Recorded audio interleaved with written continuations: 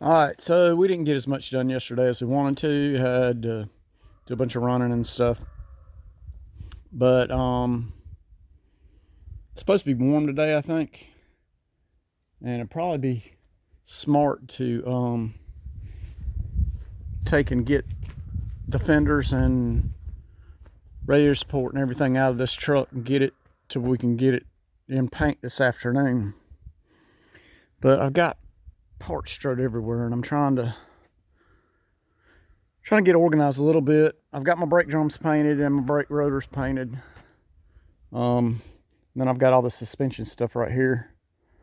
I think what I'm gonna do is bolt the steering box and idler arm and the center link in the frame just to get it up out of the way, and then this is still a little cool, and then we'll jump on disassembling the rest of the front end, because man, I just want to bolt some of these more of these parts on. We still got to pull the motor back out, put the oil pump in it, and do the front seal and rear sealing on this transmission.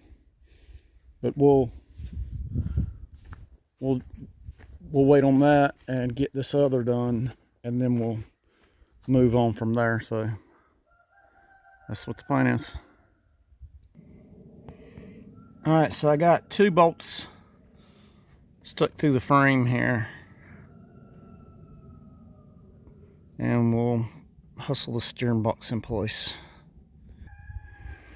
All right, so we got the steering box mounted on, and that grade 8 yellow zinc hardware up against that gloss black paint looks so good. And I'm so pleased with that color mix I did on the steering linkage, man. That gray looks really, really good. So I'm really happy with that. So now we've got a new rag joint that we're gonna put on here.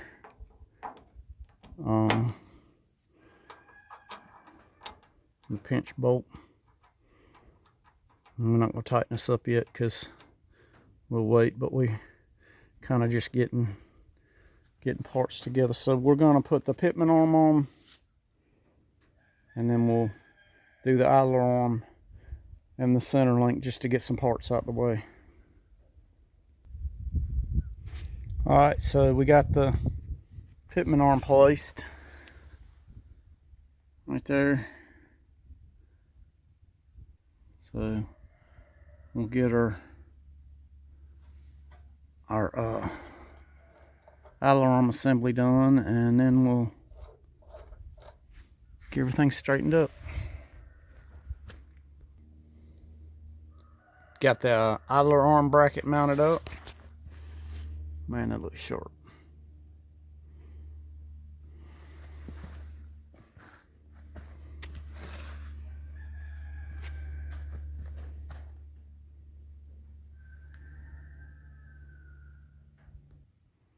All right, so we got the idler arm on.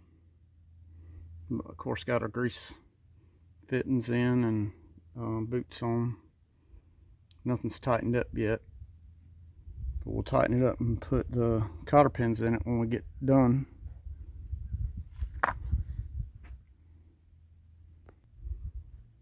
All right, so we got the nut tightened and the cotter pin in. All we got to do is bend it. So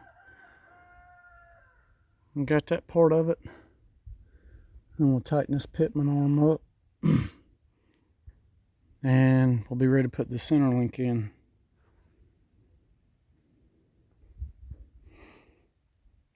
All right, so we got this part of the steering linkage assembled.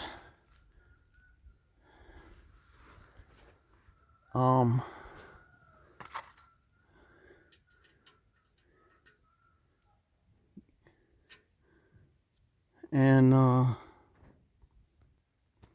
right, so all we gotta do is bend them cotter pins up, and we'll be ready to go.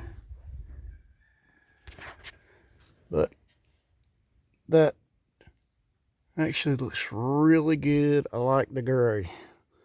Y'all might get tired of hearing that, but I'm gonna tell you what, I really like that. It looks really, really sharp against the black and the gold or yellow. But yeah, so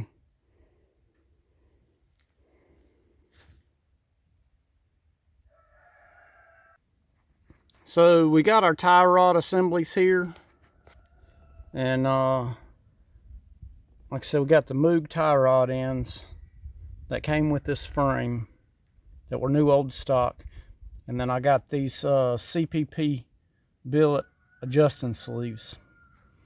Now I know these aren't the same length. We're gonna measure the old ones and match them up to get our static alignment right, and then we'll do it once we get the wheels and tires on it sitting at ride height. Then we'll pull a tape across the front and across the back and get our toe right until we can drive it to the alignment shop and get alignment. But I had an issue here.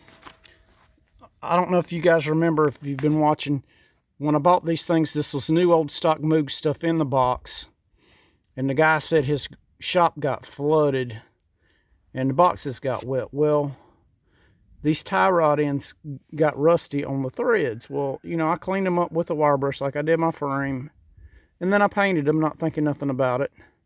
Well, I had two issues here. One was the paint filled the threads up, so it made them hard to get the bolts on, or the nuts on.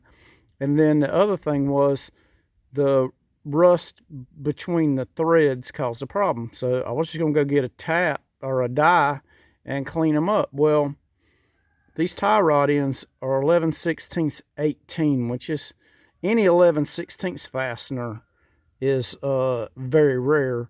And then one of them is left-hand thread, so that's even worse. And so what I ended up doing was getting one of these.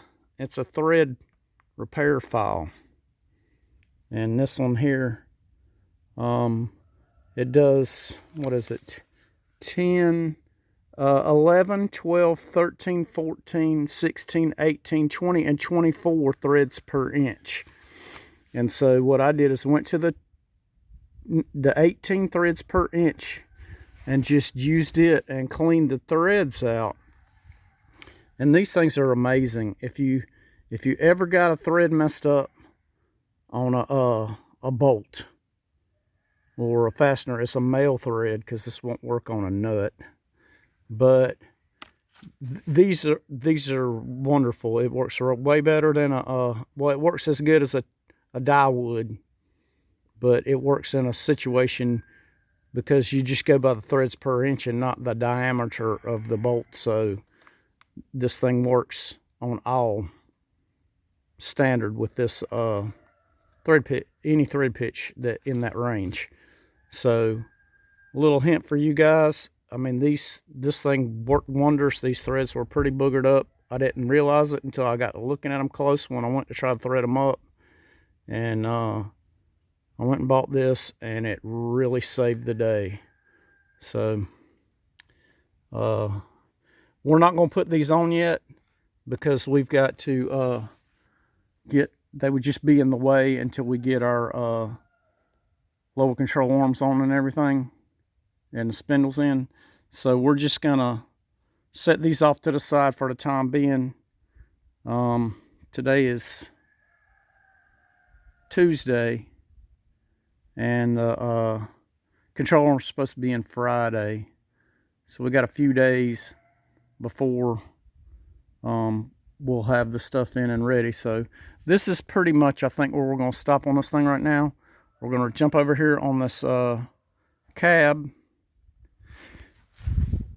and start disassembling it, the front end, and getting the core support and stuff ready to paint. And so we'll try to get all our paint stuff together. We need to do this core support, the bumper brackets, the power steering pump, and alternator brackets. So we'll do that all at one time when we're spraying paint and see how that works. We'll try to get that done this afternoon, and that's kind of the plan. So then after we get this painted tomorrow or whatever, we'll come back and we'll pull this motor out. We'll do the oil pump, and we'll do the seals on the transmission, and then we'll put it back in and bolt it down for good. So, and then the brake lines should be here tomorrow or Thursday, and then we'll get them in here, and that'll get a lot done. I'll say we still got to jack this thing up, get the wheels off the back of it, do the brakes back here, and of course do the wheel seals, pinion seal, the diff cover gasket, and get all the rear end buttoned up. So we got lots to do, and we're gonna get at it. So y'all just stay tuned and we'll show you as we go.